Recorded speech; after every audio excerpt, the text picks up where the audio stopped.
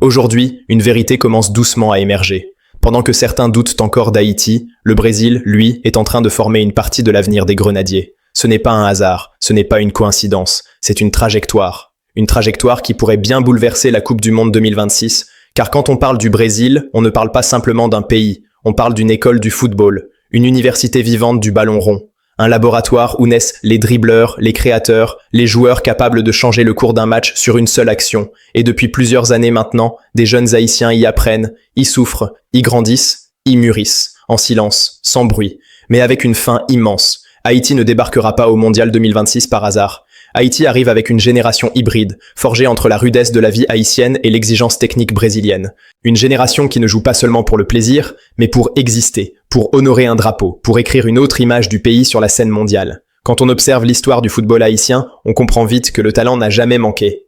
Ce qui a souvent fait défaut, c'est la structure, l'exposition, la continuité. Or le Brésil offre exactement ce qu'Haïti n'a pas toujours pu offrir localement. Des centres de formation compétitifs, une culture tactique avancée, une pression quotidienne, une obsession du détail. Là-bas, chaque entraînement est une audition, chaque match est un test, chaque erreur est une leçon. Et c'est dans cet environnement impitoyable que certains jeunes Haïtiens sont en train de se transformer. Ils ne sont pas encore des stars mondiales, mais ils sont en train de devenir des joueurs prêts pour le très haut niveau. Le Mondial 2026 ne sera pas seulement une compétition. Pour Haïti, ce sera une révélation. Et les révélations viennent souvent de là où on ne les attend pas. Prenons un instant pour comprendre le contexte global. La Coupe du Monde 2026 se jouera aux États-Unis, au Canada et au Mexique. 3 pays, 3 cultures, mais un même terrain d'exposition maximale. Ce sera la Coupe du Monde la plus suivie de l'histoire. Plus d'équipes, plus de matchs, plus de visibilité. Et dans ce théâtre géant, chaque sélection aura besoin de plus que des noms connus. Elle aura besoin de profils capables de surprendre, de provoquer, de casser les lignes, d'apporter de l'imprévisibilité. C'est précisément là que le Brésil entre en jeu dans l'histoire d'Haïti. Parce que le football brésilien ne forme pas seulement des joueurs disciplinés. Il forme des joueurs libres, des joueurs créatifs, des joueurs qui osent. Et dans un mondial où Haïti affrontera des nations structurées, expérimentées, parfois plus puissantes physiquement, cette créativité sera une arme. Le football moderne a changé. Les matchs se gagnent de plus en plus sur des détails, sur des situations de 1 contre 1, sur une accélération soudaine, sur un dribble réussi, sur une prise de risque assumée. Et ce sont précisément ces qualités que le Brésil cultive depuis des décennies. Aujourd'hui, certains jeunes Haïtiens absorbent cette culture. Ils apprennent à jouer sous pression, à gérer le ballon dans des espaces réduits, à prendre des décisions rapides. Ils apprennent aussi à survivre dans un environnement où personne ne leur fait de cadeaux. Là-bas, être étranger n'est pas un avantage, c'est un défi supplémentaire. Chaque jour, ils doivent prouver qu'ils méritent leur place. Et cette mentalité forge des compétiteurs. Parmi eux, un nom commence à circuler avec insistance, Ganaël Gueye. Un jeune attaquant né en 2005, originaire d'Aquin, qui a quitté Haïti très tôt pour poursuivre un rêve immense. Son parcours n'est pas linéaire. Il est marqué par des déplacements, des essais, des centres de formation différents. À 15 ans seulement, il débarque au Brésil et intègre le système exigeant de Grêmio. Peu de jeunes Haïtiens peuvent se vanter d'avoir survécu à ce niveau à un âge aussi précoce. Ensuite, il passe par União Frederiquense, puis se révèle au São Paulo FC, l'un des clubs les plus prestigieux du pays. En décembre 2024, il remporte la Coupe du Brésil U20. Ce n'est pas un détail. C'est une ligne lourde de sens dans un parcours. Gagner au Brésil, ce n'est jamais anodin. En 2025, il rejoint Figueirense FC, où il évolue désormais avec les U20. À seulement 20 ans, il possède déjà une expérience brésilienne que beaucoup de joueurs n'atteignent jamais.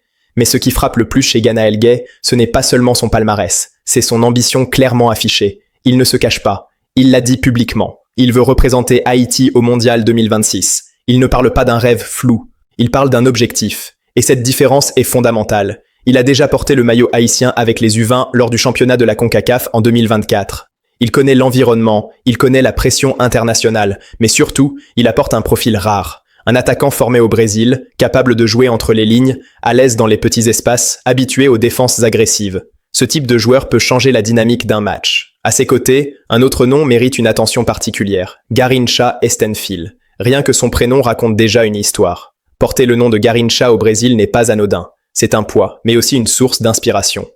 Né en Haïti, survivant du séisme de 2010, exilé très jeune, Garrincha Estenfil a grandi avec le football comme échappatoire.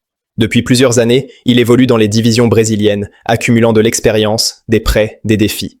Et récemment, il a frappé un grand coup en marquant un but spectaculaire contre Flamengo dans le championnat Carioca. Ce but n'était pas seulement beau, il était symbolique. Un Haïtien nommé Garrincha qui marque contre Flamengo au Brésil, devant des milliers de spectateurs. Les réseaux sociaux se sont enflammés. Mais au-delà du buzz, ce match a montré quelque chose d'essentiel. Garrincha Estenfil a le mental. Il n'a pas tremblé. Il a osé. Il a assumé. Techniquement, c'est un ailier rapide, explosif, capable de provoquer en 1 contre 1 exactement le type de profil qui manque parfois à Haïti sur les côtés. Et quand on regarde la structure actuelle des Grenadiers, on comprend vite pourquoi ces profils sont précieux. Haïti dispose de joueurs solides, expérimentés, mais l'apport de joueurs formés au Brésil ajoute une dimension différente. Une dimension plus imprévisible. Une dimension capable de déstabiliser des défenses bien organisées. Le Brésil forme, Haïti récolte. Ce n'est pas une formule marketing. C'est une réalité qui commence à se dessiner. Et Ganaël Gay, Garrincha Estenfil ne sont probablement que la partie visible de l'iceberg. D'autres jeunes haïtiens évoluent dans les centres de formation brésiliens, dans l'ombre, loin des caméras. Certains n'ont pas encore percé, d'autres sont encore trop jeunes, mais ils apprennent. Ils accumulent des automatismes, une culture tactique, une compréhension du jeu moderne. Et quand viendra le moment, certains d'entre eux seront prêts. Le Mondial 2026 pourrait être ce moment. Haïti ne sera pas la sélection favorite. Personne ne l'attend vraiment. Et c'est précisément ce qui rend cette génération dangereuse. Parce que dans le football, les plus grandes surprises viennent souvent des équipes qui n'ont rien à perdre, mais qui possèdent des joueurs capables de gestes décisifs. La formation brésilienne donne ce courage, cette audace. Et si Haïti parvient à intégrer intelligemment ces profils, à les entourer, à les utiliser dans le bon contexte, alors quelque chose de spécial peut se produire. Cette Coupe du Monde ne sera pas seulement une participation, elle pourrait devenir une vitrine. Une vitrine pour une nouvelle image du football haïtien. Une image jeune, technique, courageuse, formée dans l'un des pays les plus exigeants du monde. Et cette histoire ne fait que commencer. Comment ces jeunes formés au Brésil peuvent concrètement changer le destin d'Haïti au Mondial 2026 ? Parce que le football ne se gagne pas seulement avec des histoires inspirantes. Il se gagne avec des profils complémentaires, des choix tactiques intelligents et des joueurs capables de faire basculer un match sur une action isolée. Et c'est précisément là que la formation brésilienne devient un levier stratégique majeur pour la sélection haïtienne. Le Brésil n'apprend pas à ses jeunes à jouer petit. Il leur apprend à jouer juste, vite, sous pression. Dans les centres de formation brésiliens, le ballon est un langage. Chaque joueur apprend à lire le jeu, à anticiper, à créer des angles de passe, à provoquer le déséquilibre. Cette culture du jeu est rare dans la zone CONCACAF, où le football est souvent plus physique, plus direct. Avoir des joueurs qui ont grandi dans cet environnement donne à Haïti un avantage invisible mais décisif. Prenons un match de Coupe du Monde typique. Le rythme est élevé, la pression est maximale, les espaces sont réduits. Les équipes dites petites subissent souvent parce qu'elles n'arrivent pas à conserver le ballon, à sortir proprement de leur camp, à respirer. C'est là que des profils comme Ganaël Gay peuvent te devenir essentiels. Formé au Brésil, il est habitué à recevoir le ballon dos au jeu, à se retourner rapidement, à jouer entre les lignes. Même s'il n'est pas titulaire, même s'il entre en cours de match, il peut apporter une solution différente. Une solution technique, une solution imprévisible. Et dans un mondial, l'imprévisibilité est une arme.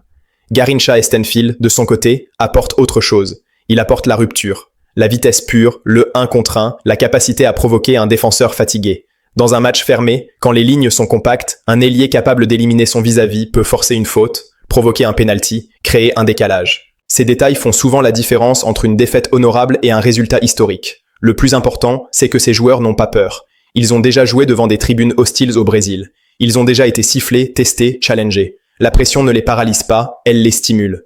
Mais l'impact de ces jeunes ne se limite pas au terrain.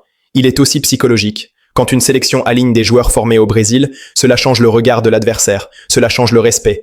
Les équipes en face savent que ces joueurs ont été façonnés dans l'un des systèmes les plus compétitifs du monde. Cela force une vigilance supplémentaire. Cela libère aussi les autres joueurs haïtiens, qui peuvent jouer avec moins de pression, moins de responsabilités créatives sur les épaules. L'autre aspect fondamental, c'est la dynamique interne du groupe. Une Coupe du Monde, ce n'est pas seulement 90 minutes sur un terrain. C'est un mois de vie commune, d'entraînement, de gestion émotionnelle. Des joueurs comme Ganaël Gay ou Garrincha Estenfil arrivent avec une mentalité particulière. Une mentalité de travail quotidien intense. Au Brésil, personne ne te garantit une carrière. Chaque semaine, un autre jeune peut prendre ta place. Cette concurrence forge l'humilité et la discipline. Dans un groupe, ce type de mentalité est contagieux. Elle élève le niveau général. Elle pousse chacun à se dépasser. Et il ne faut pas oublier un point crucial, l'âge. Ces joueurs sont jeunes, très jeunes. Ganaël Gay aura à peine 21 ans en 2026. Garrincha Estenfil sera dans la force de l'âge. Ce sont des joueurs capables d'enchaîner les efforts, de presser haut, de répéter les courses. Dans un football moderne où l'intensité est devenue la norme, cette fraîcheur physique est précieuse. Haïti n'a pas besoin de copier le Brésil. Haïti n'a pas besoin de renier son identité. Au contraire, l'idée n'est pas de devenir une version tropicale de la Seleção. L'idée est de mélanger, de fusionner la combativité haïtienne, la résilience, L'esprit de sacrifice, avec la créativité brésilienne, la technique, l'audace. C'est dans cette fusion que peut naître quelque chose d'unique, une identité nouvelle, une identité capable de surprendre le monde. Le Mondial 2026 sera aussi un tournoi d'opportunités individuelles. Des recruteurs, des clubs, des agents regarderont chaque match. Un jeune qui brille sur une action peut changer de dimension en quelques secondes.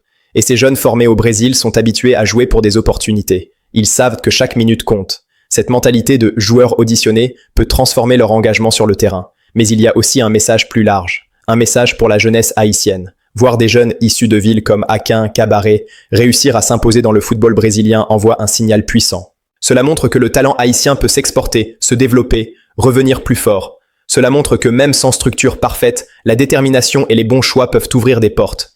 Cette génération peut devenir une référence, un modèle. Et dans un pays où l'espoir est souvent mis à l'épreuve, ce type de symbole est essentiel. Évidemment, rien n'est garanti. Le football reste imprévisible. Les sélections se construisent avec des équilibres délicats. Tous ces joueurs ne seront peut-être pas retenus. Certains n'auront que quelques minutes, d'autres resteront sur le banc. Mais même dans ce cas, leur simple présence change la donne. Elle élargit le champ des possibles. Elle donne aux sélectionneurs des options. Elle donne à Haïti une profondeur qu'elle n'a pas toujours eue.